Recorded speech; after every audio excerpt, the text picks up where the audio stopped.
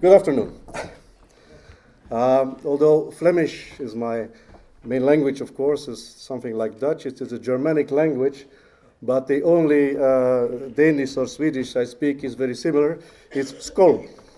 So, but it's very important, Gustav, you know that I'm always glad to be in Copenhagen, to be in Scandinavian countries, because we are so similar. That's why I like to come here. And Gustav is always inviting me. I don't know why. I don't look in his eyes as much as my French colleague. And always when I send in the bills, the beer is almost more expensive than the hotel. So I don't know why you keep inviting me. But anyway. I was in Flanders many times. I know how much beer you drink. Yes, that's why. It is. I think it is also useful, dear friends, and necessary to visit and to support fellow Europeans and talk about the struggle that all of us face. The old struggles between our nations, between our European nations, they are more or less over.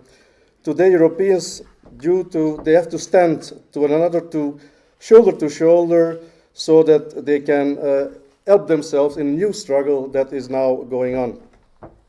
And that is what you are doing here today, that is standing shoulder to shoulder with your fellow Europeans to have this fight against a few things we will talk about later. So I'm glad to be back in Copenhagen. For me, it was about 30 years ago since I was here. It's a long time. Although, if I look around, I see some changes into the Danish society that are not always for the better or for the best. It are changes that we see in every Western European nation, changes that are due to mass migration, Islamization, and the European Union, that presents all these gifts to us, and we will have to pay them also by our taxes. I know how hard it is to start something new and have the first successes. I know what it takes to run against the stream, and certainly against the mainstream media, who, to say the least, do not really like people like us. I also know the situation in the Scandinavian countries for some time. We are following that really in Western Europe, in Brussels. How your hospitality, in fact, your hospitality that you gave to people coming from all over the world turned against you, and they misuse your hospitality. They do so in every European country, in fact. How I saw about the great big masses of, let's say, Syrian refugees that come from over the Mediterranean, and I see when I see them coming, I see a lot of black men from of course from Africa there, and I was in Syria for a few times, also in Iraq. I was in Mosul, I was in Aleppo, and I did not see any black men there. Might that be because they're all in Europe? That's a possibility, of course. It's also a possibility that they have fake passports. I'll leave you the real thing about that. Dear friends, it always makes me happy to socialize with people like us. You know, people that likewise comrades, European comrades. And like-minded comrades, I think we are. We are the ones that do not want to forget our European heritage, our European culture, our national identity. We are not those who want to embrace a straight, an old-fashioned, weird religion coming from the other side of the Mediterranean, an Islam that is a religion that is really so retarded, you can say it, retarded, that we cannot embrace it.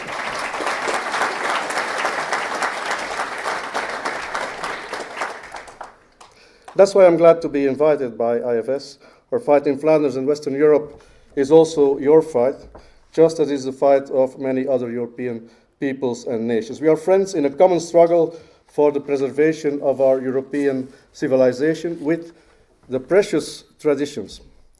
We are the international of the patriots, against the Islamization of Europe. Our parties and movements embody the resistance of all Europeans who are opposed to mass migration and Islamization. In this capacity, we represent the voice of the vast majority of Europe. And yes, we call the beast by his name. The beast is mass migration and Islam, and also the European Union, a third beast.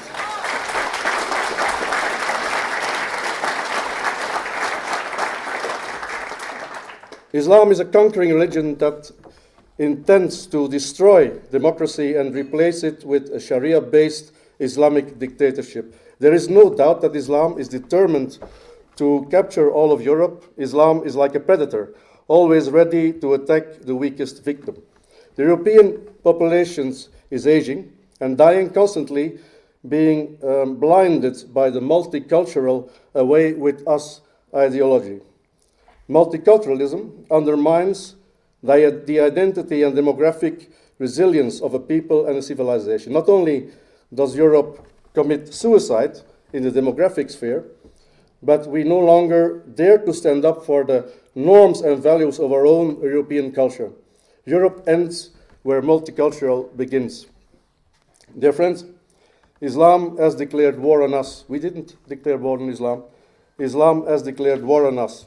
Not now or yesterday, but about 1400 years ago.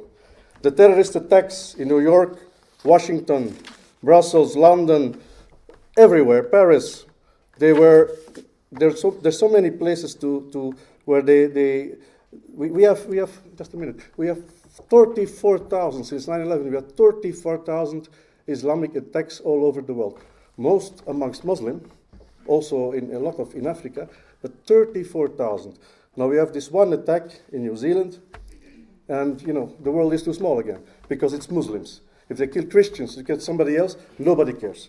But if they kill Muslims, oh my God, oh my God.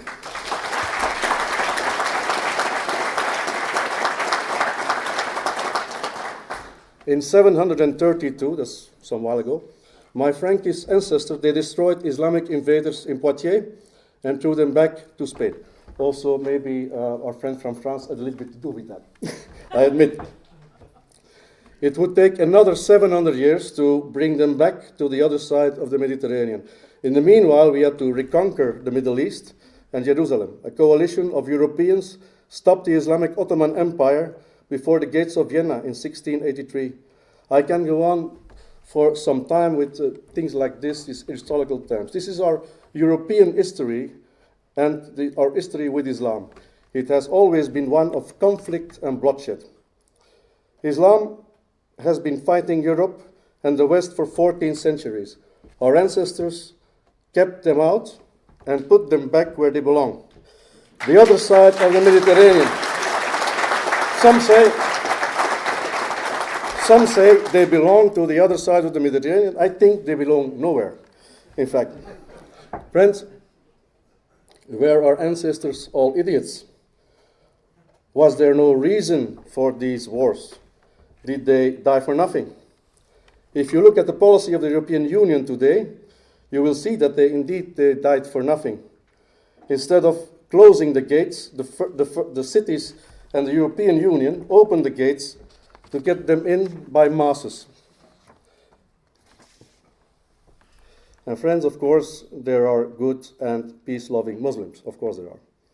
Most Germans are peace-loving, but Hitler killed millions. Most Russians are peace-loving, but Stalin killed millions. Most Chinese are peace-loving, but Mao killed millions. What does this teach us? This teaches us that peace-loving people do not matter. That's what it teaches us. So, and when you have 1.4 billion Muslims, and between 20 and 40, 50% of them say that in a certain area ISIS is doing IS is doing a good job, then Houston, we have a problem. Don't you think so? Yeah.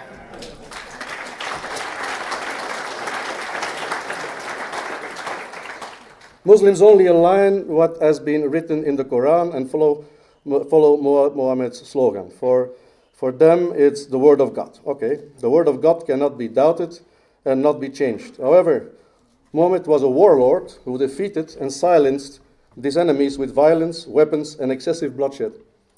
He was in fact unable to write.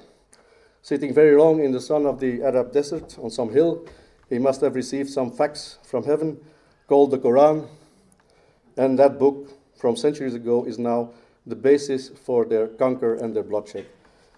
The Quran calls for the fight against non-Muslims, all of them, and all what European civilization stood for: enlightenment, modernism, and humanism. It's weird though, because Muslims, they fled from all the places where Islam is a state religion. They fled to Denmark, to Sweden, to Flanders, to Germany, to all those places looking for a better life. They got social housing. When unemployed, they were helped getting a job or social welfare. They got good education and everything our Western society has to offer, even more than the indigenous people. And then when they become a major part of that society, they want to change that society in the society they fled from. They want to make our society into the hellhole they fled from. It makes no sense, but it's like that. That's the way they are. Dear friends,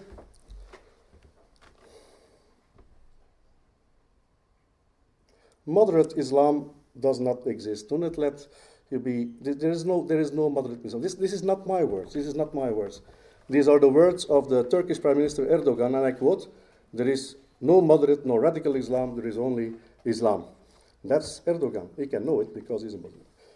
Islam strives for absolute world domination. It is an imperialist religion that pursues the goals through violence. From a historical perspective, Europe is the first and oldest enemy of Islam, and it will stay like that. And unless we do something about it, we will be also the first victim of it. Today, Islam is using other means, not military, not always military. They are using demography as a weapon. Gaddafi once said, "Allah will grant us victory in Europe through the bellies of our women." After he was offered a free taxi to Allah, shit happens, it's declining birth rates among the native population of Europe have led to a rapid shrinking of the indigenous population. By contrast, the number of non-Western foreigners in Europe, most of them Islamic, is increasing very rapidly. This is due to their high birth rates and the constantly new waves of immigrants supported by the European Union. While the immigrants' population is going further and further and further, our own people, they're starting to decline in the cities. In Brussels, more than 50% of the population is from Arab descent. Demography and mass migration are making our cities into, how shall we call it? Our people don't feel at home anymore. You live in Brussels, or maybe you live in Copenhagen, in certain areas where you have a lot of these migrants. So our people, a lot of them are a little bit elderly, they don't feel at home there anymore. And that's what's happening all over Europe. This is really a catastrophe. Till now I mentioned only briefly the third beast, the European Union. That's maybe because I live not very far from Brussels, but it has nothing to do with. Yes, we Europeans must stand together. No, we don't need wars amongst each other like there are now going on between Ukraine and Russia, for instance. We do not need the global society of some billionaires who only are interested in making more and more money. The mainstream media and the Euro elites in Brussels undermine the strength of the European nations to defend themselves. And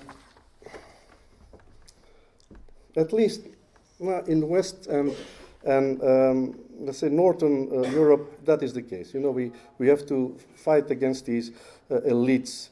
It is different in Hungary, in Poland, in Middle Europe and Eastern Europe. There we still have this fight going on. They see what is needed there, and they also do it.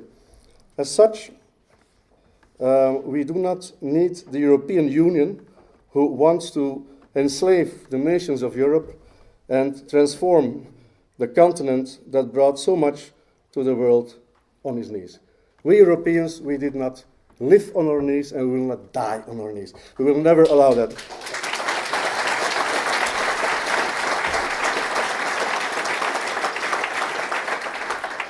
Dear friends, I want to end with a historical quote from the Reconquista. As you know, the Reconquista is the recapture of Spain from the Moors, from Islam. This recapture of the Spanish Catholic kings more than 600 years ago, when the last Muslim bastion in Europe fell, was Granada, fell into the hands of the Castilians. And the last Islamic king of Granada, called Boabdil, the guy, he stood on top of a hill. He stood on top there together with his mother, who was a European. She was obliged to convert to Islam. And when he saw the Flemish and the Castilian troops enter Granada, he knew that everything was lost. And he started crying. And his mother said, "Do not cry like a woman what you cannot defend like a man." And why I tell you this old story from 600 years ago? Because if you now look at Europe, you see hundreds, thousands of Boabdils. They weep behind their curtains. They see their cities being captured, but they do nothing. Nothing at all. They just weep. So you are not the weeping type. I hope that at least you will do something about it.